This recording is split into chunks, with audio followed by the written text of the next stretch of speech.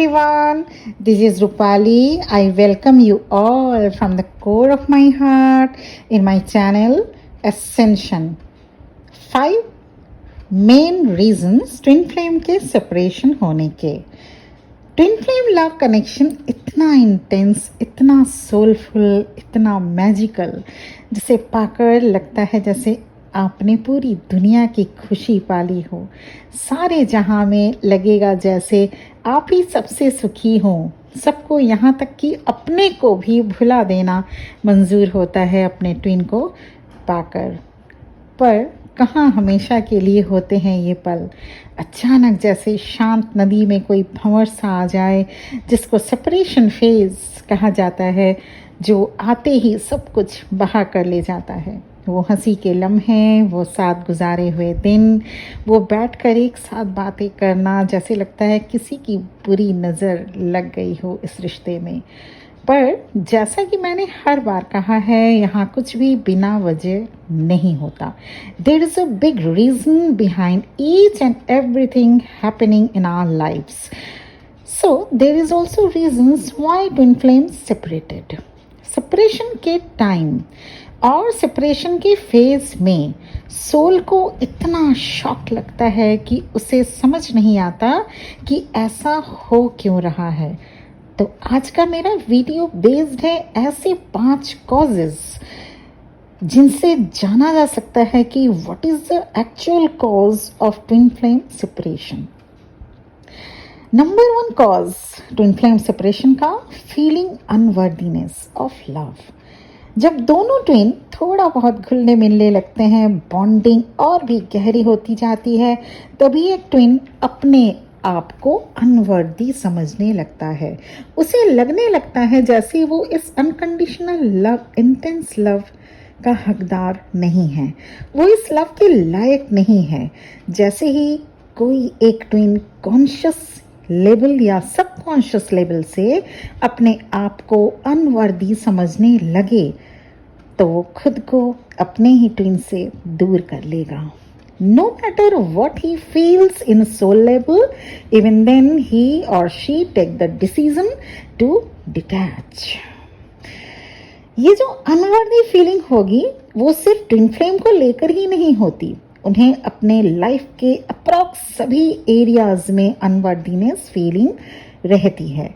बचपन से ही कुछ ऐसा प्रोग्रामिंग हुआ रहता है उनके माइंड में, और फिर आगे जाकर जॉब में या बिजनेस में, लव अफेयर में या मैरिज में ही क्यों ना हो, उनको लगेगा कि वो इन सब के लायक नहीं है. They don't deserve that. अगर कोई एक ट्विन अपने काउंटर पार्ट से ओपन अप नहीं हो पा रहा है अनकंडीशनल लव रिसीव कर पाने के लिए, तो दोनों में सेपरेशन होना तय होता है. क्योंकि जब ऐसा होता है, एक ट्विन बहुत क्लोज डाउन होगा और अपने को अनकंफर्टेबल फील करेगा कि ये जो कुछ भी हो रहा है, ये सब के लिए वो नहीं बने हैं. They are not made for that. वैसे ही इस कनेक्शन में इतने ब्लॉकेजेस होते हैं, और ये अनवर्दीनेस सबसे मेन कॉज है ट्विन फ्लेम सेपरेशन का. इसलिए आपको कहा जाता है कि आप मेडिटेशन करिए. 7 चक्रास मेडिटेशन करने से आपकी एनर्जी चेंज होगी, तभी आपके ट्विन की एनर्जी भी चेंज होगी. सेकेंड कॉज या second reason twin flame separation का, जब दोनों ट्विन में एक ट्विन चेस करने लगे दूसरे ट्विन को. मान लीजिए एक ट्विन का अभी बात करने का मूड नहीं है, वो कुछ दिनों के लिए पॉज लेना चाहता है. पर वहीं अगर दूसरा ट्विन कॉल पर कॉल, मैसेज पे मैसेज करता रहे, तो भी सेपरेशन आ जाता है. हमारा ईगो माइंड ये समझ ही नहीं पाता कि वो हमसे भाग नहीं रहे हैं, बल्कि वो तो खुद को संभालने की कोशिश कर रहे होते हैं. इतना इंटेंस लव जिसको कभी अपने लाइफ में एक्सपीरियंस नहीं किए हुए होते हैं, उनको ये बड़ा केओटिक सिचुएशन लगने लगता है. जैसे किसी ने एक सुंदर से प्लेट में स्पाइडर सजा के दे दिया हो. कोई भी अपने डिवाइन काउंटर पार्ट से रन नहीं करना चाहेगा. रन तो वो अपने आप से कर रहे होते हैं। उन्हें ये सब एक फेयरी टेल सा लगता है जिसको वो कभी भी जी नहीं सकते, इसलिए ये सोच कर रन करने लगते हैं। और जब दूसरा ट्विन चेस करने लगे तो उनको और डर लगने लगता है कि कुछ गड़बड़ है इस रिश्ते में। पर होता क्या है, पुराने जितने भी वुंड्स, पेन सब सरफेस में आने लगता है रनर ट्विन के, और उनको इसी से ट्रिगर भी मिलता है, इसलिए सेपरेशन होता है। वो अपने आप को विथड्रॉ कर लेते हैं और इन सब के पीछे डिवाइनल प्लान होता है ताकि रनर ट्विन अपने को सेटल डाउन कर सके। जितने भी पास्ट वुंड्स को वो हाइड कर दिए थे अपने एनर्जेटिक लेवल से, उनको हील करने के लिए भगवान उन्हें टाइम देते हैं। This is the time to reconnect individually in soul level. Third cause twin flame separation का कार्मिक इंटरफेरेंस का होना। कार्मिक कोई भी हो सकता है, उनका जॉब, उनकी बिजनेस, स्टडीज, पेरेंट्स या स्पाउस, इनमें से कोई भी कार्मिक हो सकते हैं।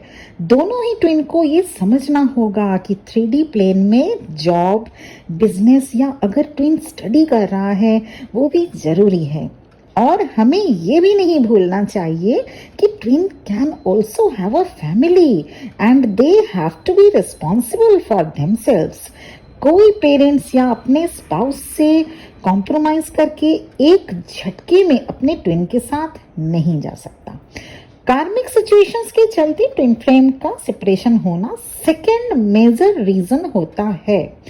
कार्मिक इंटरफेरेंस तब होता है जब ट्विन ज्यादातर टाइम इस कनेक्शन में डिप्यूट करने लगते हैं।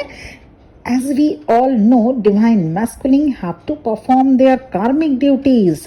तो जब कभी वो ड्यूटीज और रिस्पॉन्सिबिलिटीज से थोड़ा डाइवर्ट होते हैं, उनको सिग्नल मिलने लगता है कि now the time has come to take feet back. और इसका रीजन ये है कि कार्मिक सिचुएशन को हील करना बेहद जरूरी है, वो चाहे थर्ड पार्टी हो या कोई और कमिटेड रिलेशनशिप।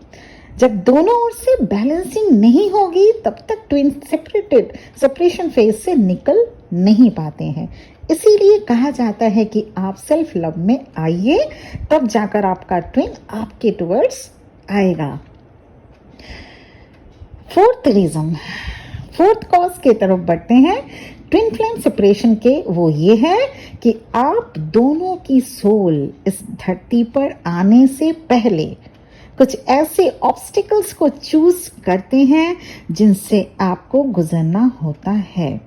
आपको उनमें से कुछ लेसन लेने होते हैं, उसके बाद ही आपको इस जर्नी में सक्सेस मिल सकती है।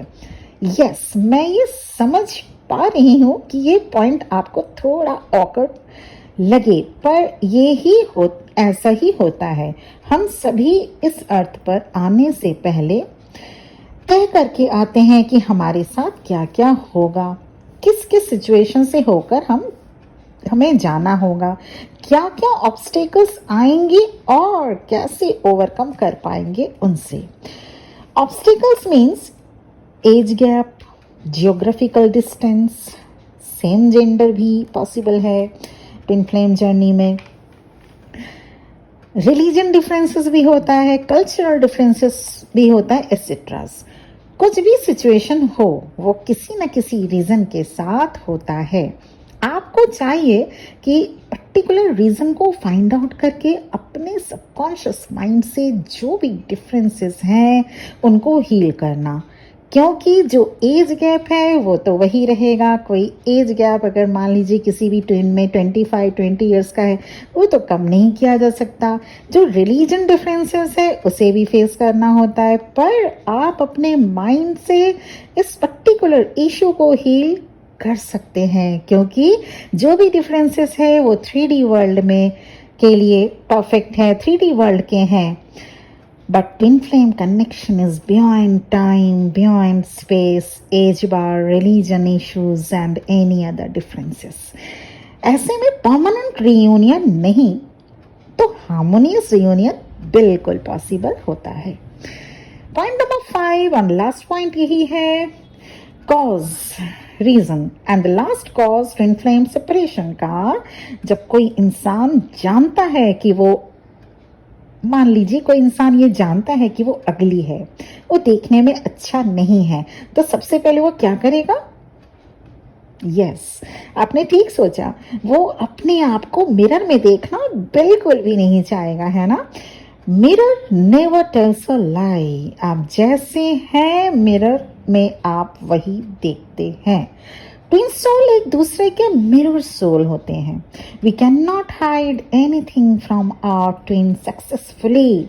जब एक ट्विन को लगने लगता है कि अब जो कुछ भी उन्होंने हाइड किया वो सब डिस्क्लोज हो सकता है, और वैसे भी डिवाइन मैस्कुलिन ज्यादा ओपन अप नहीं हो पाते, थ्रोट चक्रा ब्लॉक होने की वजह से ज्यादा बातें भी नहीं करते, और झूठ बोलना उनकी टेंडेंसी होती है। मैस्कुलिन ट्विन अपने फेमिनाइन ट्विन से झूठ और मैनिपुलेशन बहुत बार करते हैं। No matter how well they try to hide from their feminine and even from themselves, they fear of being fully seen। चाहे जितना भी हाइड कर लें डिवाइन फेमिनाइन के सामने, उनको एक डर सा लगने लगता है कि कभी अगर सच सामने आ गया तो क्या होगा, जिसके वजह से वो अपने आप को इस कनेक्शन से सेपरेट कर लेते हैं। पर जैसा मैंने पहले भी कहा है, ट्विन फ्लेम्स कभी भी एक दूसरे से एनर्जेटिकली सेपरेट नहीं हो सकते। आप लोग अगर सेपरेशन फेज में हैं तो ढूंढिए उन पर्टिकुलर रीजन को जिससे उन पर वर्क करके आप अपना रीयूनियन अचीव कर सकेंगे। I truly bless you all to get reunion as soon as possible.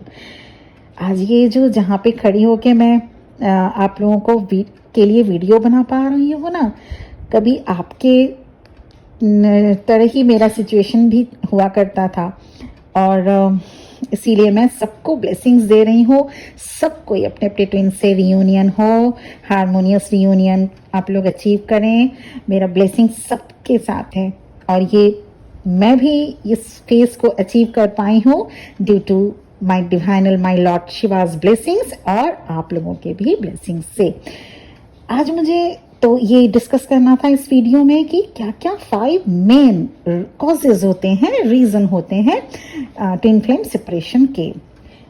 तो आप लोग अपना रीजन देखिए, क्योंकि सबके रीजंस अलग अलग हो सकते हैं। हाँ, मैं यहाँ पे एक बात और नोट करना चाहूंगी कि यहाँ कोट करना चाहूंगी कि यहाँ जो भी रीजन है, उन 5 रीजंस में से किसी के 2 भी रीजंस, 3 भी रीजंस हो सकते हैं। जरूरी नहीं कि 5 के 5 ही हो, और ये भी जरूरी नहीं कि कोई एक हो। कोई 2 या 3 रीजंस आप लोगों में जरूर होगा।